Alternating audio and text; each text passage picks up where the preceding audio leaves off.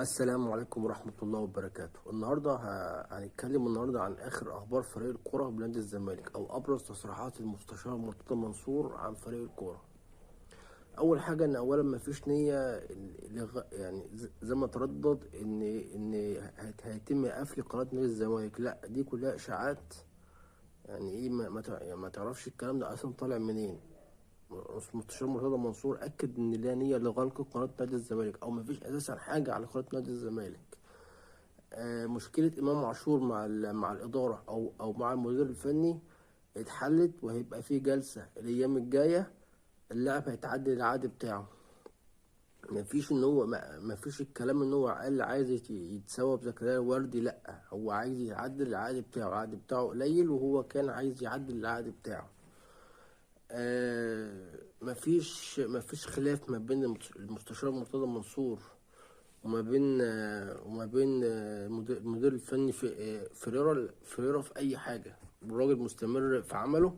والخبر اللي طلع ان هو مفيش فلوس عشان يدفعوا الراتب بتاع المدير الفني، لا. الفريق النهارده تم صرف المستحقات بالكامل. محدش له جنيه او محدش له مستحقات متاخره. محمد عواد هيتم تجديد عقده. محمد عواد عقده هينتهي السنه الجايه في 2024. هيتم القعده معاه. بس محمد عواد مرتبه كبير جدا، فهي الفكرة ان هو عايزين يقللوا المرتب بتاعه. ابراهيم نضاي وسامسون اكينيولا آه تم الشفاء من الإصابة ونزلوا التدريبات الجماعية عادي. واللعيبة بعد فترة التوقف موجودة مع الفريق في ماتش المصري. دي الخلاصة بتاعت أخبار نادي الزمالك. مفيش أي وعلى فكرة فعلا الخبر اللي طلع بتاع حجز الأرصدة فعلا. جميع الأرصدة بتاعت نادي الزمالك حاليا محجوز عليها. يعني جميع الأرصدة المملوكة لنادي الزمالك ممدوح عباس حاجز عليها فعلا.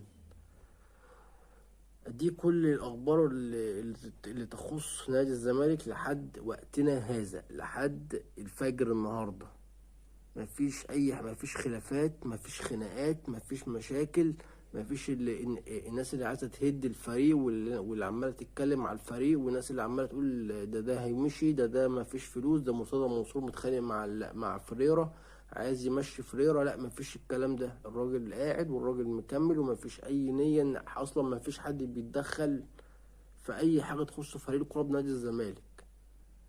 فمحدش يسمع للاشاعات، ومحدش يسمع عن الهاكس الناس بتتكلم عليه، او القطيع عمال يروج في اشاعات احنا ليس لنا علاقه بها اساسا. وشكرا، والسلام عليكم ورحمه الله وبركاته.